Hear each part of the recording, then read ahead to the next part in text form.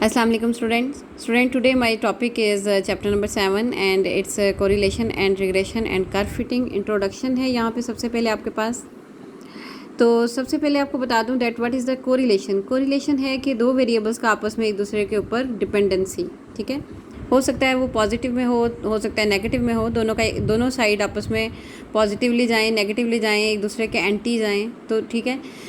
लेकिन ऐसी चीज़ जिसका आपस में रिलेशन ही नहीं है, आपस में कनेक्टिविटी नहीं है, तो इसका मतलब है कि वो चीज़ें आपकी कोरिलेशन के अंदर नहीं आएंगी। Correlation, regression and curve fitting, और इसके अंदर सेक्शन वाइज अब हम चलेंगे। और मैं आपको इसके बारे में सबसे पहले जो है मैंने कहा कितनी ज़्यादा डेफिनेशन जो मैं वाइट बोर्ड पे आपको लिख के बताऊँ, मैं थोड़ा सा पढ़ के और वैसे ही आपको वर्बली समझा देती हूँ। When we study the linear relationship between the two variables x and y, for example, if x represents the amount of the fertilizer used and y represents the yield of a crop, you can say that the increasing of the amount of fertilizer may increase the yield of a crop. अगर आपके पास x variable जो है वो fertiliser को denote कर रहा है और y जो है वो आपका यील्ड ऑफ क्रॉप को है। अगर आपने ज़्यादा फर्टिलाइज़ किया तो ऑब्वियसली तौर पे आपके पास क्रॉप भी ज़्यादा होगी। ये इनके दरम्यान में आपस में पॉजिटिव रिलेशन है। अगर x जो है वो रिप्रेजेंट कर रहा है यानी कि कम फर्टिलाइज़ कर रहा है, तो इसका मतलब है कि y भी जो है यानी कि क्रॉप जो है वो भी आपके पास कम अमाउंट में आएगी। यानी जाएंगे तो दोनों पॉजिटिव में जाएंगे दोनों नेगेटिव में जाएंगे। जब दोनों नेगेटिव या पॉजिटिव एक ही डायरेक्शन में जाएँ तो वो चीज़ आपकी कहलाती है पॉजिटिवली कोरिलेशन कहलाती है, ठीक है। लेकिन उसके अंदर कोरिलेशन है। On the other hand, if x represent the temperature and y represent the sale of the woollen dresses, ठीक है। अब अगर टेम्परेचर ज़्यादा है, ठीक है, ज़्यादा गर्मी आ रही है, तो इसका मतलब है कि y की डिमांड कम है, ठीक, गर्म वुलन ड्रेसेस लोग कम परचेज़ करेंगे। और देन इंक्रीज़ इन टेम्परेचर में decrease the sale of the woollen, ठीक है, ड्रेसेस। तो इसका मतलब है कि इनके दरमियान में आपस में ओपोजिट रिलेशन है, एक बढ़ेगा तो दूसरा कम। टेम्परेचर इंक्रीज़ है तो वुलन ड्रेसेस की डिमांड कम, और अगर टेम्परेचर डाउन होगा तो फिर वुलन ड्रेसेस की डिमांड ज़्यादा हो जाएगी आपस में। तो ये चीज़ जो है ये नेगेटिव रिलेशन को रिप्रेजेंट करता है। Linear correlation analysis tries to measure such the relationship between the two variables by means of a single number called a correlation coefficient, where regression is the study of the dependency of one variable on the other variable, ठीक है। अगर उनके आपस में कोई changing ही नहीं है, for example मैं इस तरह से एग्जांपल दे देती हूँ कि अगर आपके घर में कोई गेस्ट आते हैं, इसकी प्रैक्टिकल ऐसे एग्जांपल ले लें, तो उसका आपके किचन पे इफेक्ट होगा, ठीक। तो इसका मतलब है there is a relation between, वो टेम्परेरी गेस्ट हैं आपके, यानी कि चाय वगैरह बनाने में आपका बजट थोड़ा सा उसके ऊपर किचन का इफेक्टिव होगा, लेकिन आपकी टूथपेस्ट के ऊपर उसका कोई इफेक्ट नहीं होगा। टेम्परेरी मेहमान आया है तो उसका आपकी क्वांटिटी ऑफ टूथपेस्ट के ऊपर फ़र्क नहीं पड़ेगा। तो इसका मतलब है कि टूथपेस्ट और उस गेस्ट का आपस में रिलेशन नहीं है, और रिलेशन है तो आपके घर के किचन के बजट की साइड पे जाएगा, ठीक है। इसी तरीके से फुटबॉल नहीं बल्कि बॉल ले लें और क्रिकेट का ले लें कि बैट वाले अगर अपनी कंपनी के एडवर्टीज़मेंट करते हैं तो बैट वाले तो कर रहे हैं, बॉल वाले ना भी करें तो ऑटोमेटिकली पता है कि ये जो क्रिकेट है ये बैट और बॉल दोनों की कम्बिनेशन के साथ ही खेली जाती है, ठीक है। और कुछ चीज़ें एक दूसरे के एंटी होती हैं, ठीक। मैं भी आजकल बॉल पेंट्स के बारे में फॉर एग्जांपल ज़्यादा एडवर्टीज़मेंट आ जाए, लोग ज़्यादा से ज़्यादा ग्लिटरिंग और इस टाइप की बॉल पेंट्स को यूज़ करना सिखाएं, तो ऑटोमेटिकली पेन की डिमांड कम हो जाती है, ठीक है। हालांकि पेन वालों ने अपनी एफिशिएंसी में या उनका एज इट इज़ चला जा रहा है, लेकिन या जैसे कि गाड़ियों की डिमांड बढ़ गई है तो उसी वक्त पेट्रोल की प्राइस भी बढ़ जाएंगी, पेट्रोल की डिमांड भी बढ़ जाएगी, ठीक है, एक दूसरे के साथ डिपेंडेंसी। लेकिन अगर इसका इफ़ेक्ट एक दूसरे के साथ बिल्कुल भी ना हो, ठीक, तो उसका फ़र्क जो है वो हम कहेंगे वो नो कोरिलेशन के अंदर आती है चीज़, ठीक है।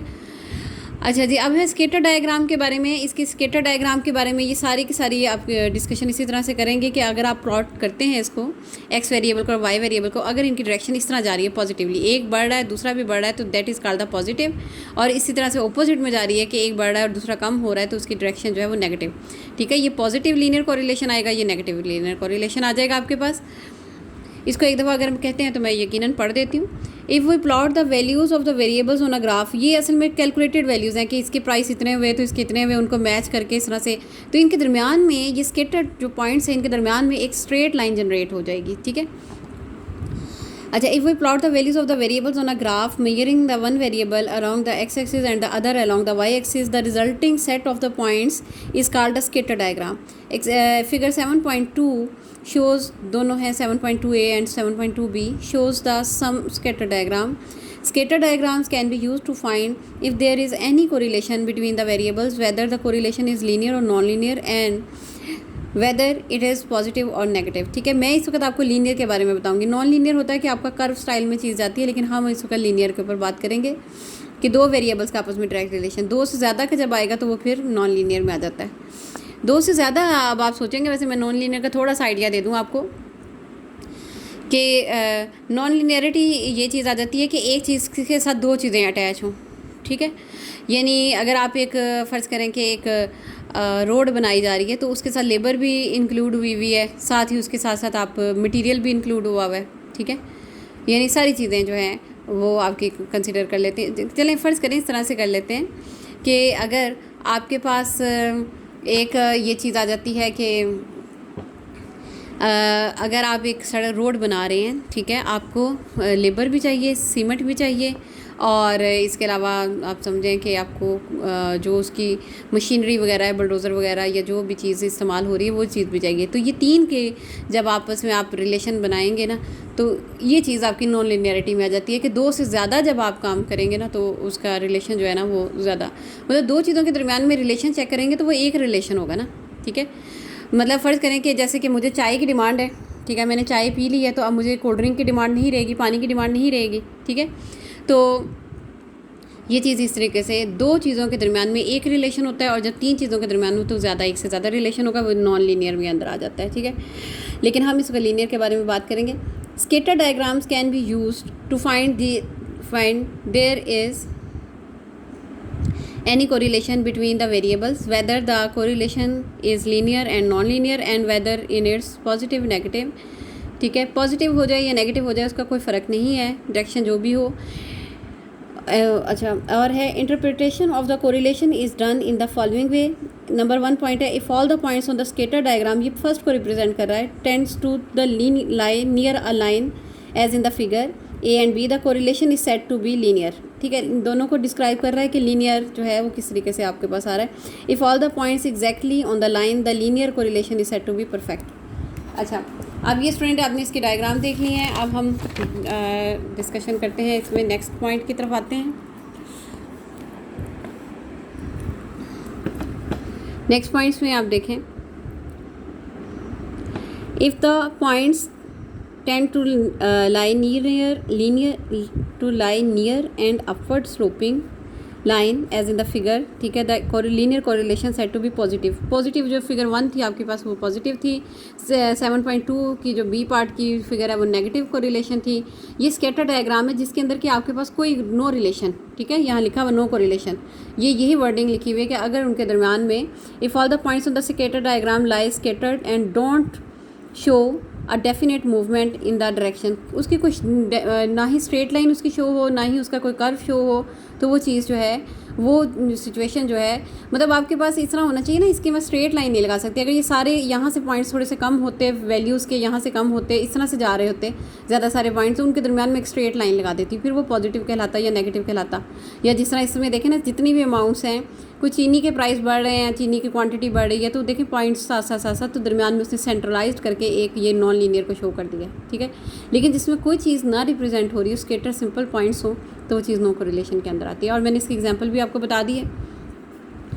अच्छा जी, अब इसके बारे में है कि ये पियर्सन कोफिशिएंट कोरिलेशन का फार्मूला है ये वाला, ठीक है। अब मैं इसके अंदर आपको पॉजिटिव डेफिनेशन के बारे में बता देती हूँ कि ये चीज़ कैसे होती है। If the values of a variables vary in such a way that the movements of in one variable is in the same direction as in the other variable, ठीक है। ये पॉजिटिव कोरिलेशन क्या है कि अगर एक ऊपर जा रहा है तो दूसरा भी, दूसरे की वैल्यू डिमांड वगैरह भी जो ऊपर जानी चाहिए, ठीक है। For example, increase in height of growing children usually accompanied by their increasing weights, ठीक है। अगर स्टूडेंट्स की हाइट बढ़ रही है तो उनका वेट भी बढ़ रहा है, डायरेक्शन एक तरफ है। Less price has relation with less quantity of a product, ठीक है। तो इसके अलावा ये है कि अगर आपने has relation with the less quantity of quality of quantity नहीं है, क्वालिटी है, कि अगर प्राइस कम आमतौर पे जिन चीज़ों के हैं तो उनकी प्रोडक्ट की क्वालिटी भी कम ही होती है, ठीक है। That is called the positive correlation. Negative correlation if the movements in two variables are in opposite direction, एक बढ़ रहा है और दूसरा कम हो रहा है, ठीक है, तो कोरिलेशन इज़ नेगेटिव और रिवर्स कहलाएंगे, ठीक है। For example student, increasing prices and less demand, ठीक है। आप किसी चीज़ का कोई फैशन भी आ जाता है तो आप देखें चीज़ की वैल्यू में, उसकी प्रोडक्शन में इतना काम नहीं हुआ होता है। जैसे आजकल आप देखें कि सैनिटाइज़र जो है उसका क्या इतना प्राइस है, लेकिन यह है कि उसकी डिमांड मास्क की जैसी बढ़ गई है तो साथ ही इनके प्राइसेस भी जो हैं वो बूस्टअप हो गए हैं। तो इसी तरह से डिक्रीजिंग टेम्परेचर, यानी कि आपकी जैसे ही आपकी प्राइस में आप इंक्रीज़ करते हैं तो लोग जो है वो उसको डिमांड लेस कर देते हैं, ठीक है। मतलब ये है कि लोग फिर उसका अल्टरनेट जो है वो खुद ब खुद, यानी कि कोई कपड़ा वगैरह मास्क की जगह पे यूज़ करना शुरू कर दें, या खुद से कोई टिश्यू वगैरह रख के कुछ इस किस्म का स्टाइल से, यानी उसका अल्टरनेट ढूंढ के, तो उसकी डिमांड जो है वो कम हो जाती है। Decreasing temperature at higher places, अब जैसे जैसे आप हाई प्लेस पे जाते जाएंगे तो टेम्परेचर डाउन होता जाएगा, ठीक है ना, मतलब इवन नेगेटिव साइड पे चला जाएगा। तो ये चीज़ें जो है ये नेगेटिव कहलाती हैं कि हाई प्लेस तो हाई जा रही है, टेम्परेचर डाउन होता जा रहा है। null or zero correlation, if the values of the one variables change and the other variables remain constant, it is called the null or zero। एक का कोई दूसरे पे इफेक्ट ही नहीं पड़ रहा ना, ठीक है, उसको नल या ज़ीरो या नो कोरिलेशन कहते हैं। कोफिशिएंट ऑफ कोरिलेशन, ठीक है, the numerical value of correlation और a measure of the degree of the correlation denoted by r, it is called the coefficient of correlation, ठीक है।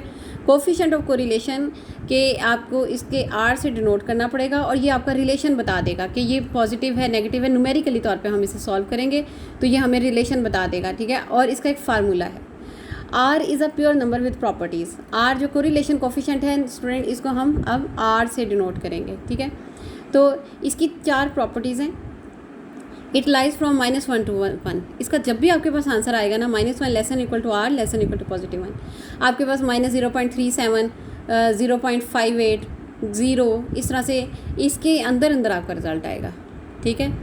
It is independent of origin and scale, symbol RXY is equal to RUV, और it is symmetrical with respect to x and y, it means RXY is equal to RYX। अगर असल में इस question को solution करते वक्त x on y या y on x इस तरह से लिखना पड़ेगा हमें, हम जिस तरीके से भी करेंगे ना उसका कोई फ़र्क नहीं पड़ेगा, वो सेम उसका रहेगा। R is GM, geometric mean of the 2 regression coefficients, मतलब इसके अंदर अगर b आप एक कोफिशिएंट है रिग्रेशन कोफिशिएंट, उसको b से डिनोट करते हैं। अगर आप वो y ऑन x या x on y find out करेंगे, दोनों को मल्टीप्लाई करेंगे, उनका अंडर रूट लेंगे तो वो आपके पास r का रिजल्ट आ जाएगा, ठीक है। फोर्थ प्रॉपर्टी आमतौर पे हम नहीं यूज़ करते। एक क्वेश्चन से हम x ऑन y या y ऑन x ही काम कर रहे होते हैं, दोनों इकट्ठे नहीं करते, लेकिन आपको सिखाए दोनों जाएंगे। Coefficient of correlation, if r is equal to 0 it shows that there is no correlation, ठीक है। अगर यहाँ पे r 0 है तो आपके पास ये जो पीछे आपने एग्जांपल किए ना नो कोरिलेशन, इसके बारे में आ जाएगा। If r is equal to positive it means it is a perfect correlation, ठीक है। If r is equal to negative it means there is perfect negative correlation, ठीक है। इसके अलावा मैं आपको बताऊं कि परफेक्ट के अलावा अगर आपका रिजल्ट 0 और 1 के दरमियान में है, ठीक है, 0 और 1 इसके दरमियान में आ रहा है ना, 0.2 0.3, तो वो आपके पास पॉजिटिव कोरिलेशन होगा। लेकिन अगर सिर्फ एग्जैक्टली 1 आ गया तो वो आपके पास फिर परफेक्ट पॉजिटिव होगा। अगर आपके पास 0 और -1 के दरमियान में रिजल्ट आ रहा है, मतलब -0.7 आ गया, -0.6 आ गया, तो वो आपके पास नेगेटिव कोरिलेशन कहलाएगा। लेकिन अगर पूरा -1 आ गया तो वो फिर परफेक्ट नेगेटिव कोरिलेशन कहलाएगा। आगे ये स्टूडेंट फार्मूलाज हैं, कैलकुलेशन ऑफ कोरिलेशन है, डिफरेंट फार्मूलाज हैं, any of them can be used. यहाँ पे आप देखें आपके पास ये है अबाउट मीन का फार्मूला है, और इसी तरीके से एक और सिंपल के अंदर आपके पास फार्मूला आता है, ये सिंपल फार्मूला है, ठीक है, summation XY minus summation X over N summation Y over N, और इस तरह से, ठीक है। रिप्लेस विद, ये उसने थोड़ी सी हिंट दिए हैं कि आप इसमें X और Y को रिप्लेस करके और फार्मूलाज भी बना सकते हैं। तो आपके पास, ठीक है स्टूडेंट, यहाँ पे देखें, यहाँ पे ये 4th नंबर का फार्मूला, यानी ये इसके डिफरेंट टाइप के ना फार्मूलाज हैं। डी फार्मूला देखें, ठीक है, डी में आपको बताया गया है कि आपने ये summation D X D Y over N, मैं इसकी एग्जांपल्स अभी बनाऊंगी आपको तो आपको पता चल जाएगा, minus summation D X over N D Y over N, और ये फार्मूला है फिफ्थ ई फार्मूला है R is equal to summation U V over N. ये शॉर्टकट फार्मूला है, ये स्टेप डेविएशन और कोडिंग मेथड इसको कहलाते हैं। यू को U summation U V over N minus summation U over N summation V over N over summation U square over N minus summation U over N. मैं इसकी separate आपको examples करवाऊंगी और इसमें हम ये चीज़ कहेंगे कि कोरिलेशन कोफिशिएंट आपने किसके ज़रिए डिफाइन करना है, ठीक है। आगे है आर है summation x y over N minus x bar y bar over s x s y. ये क्रॉस असल में मैंने इसलिए थोड़े लगाए हुए हैं कि स्टूडेंट को एक दो मेथड्स हम छुड़वा भी देते हैं, ठीक है स्टूडेंट। ओके स्टूडेंट, अब आपसे इससे रिलेटेड हम जो भी काम करवाएंगे तो उसके बारे में आपको थोड़ा बहुत आइडिया दे देंगे कि मैंने आपको क्या क्या काम करवाया है। अब एग्जांपल्स मैं अपनी तरफ से बना के साथ साथ आपको वीडियोस के उसके ऊपर बताती जाऊंगी, ठीक है स्टूडेंट।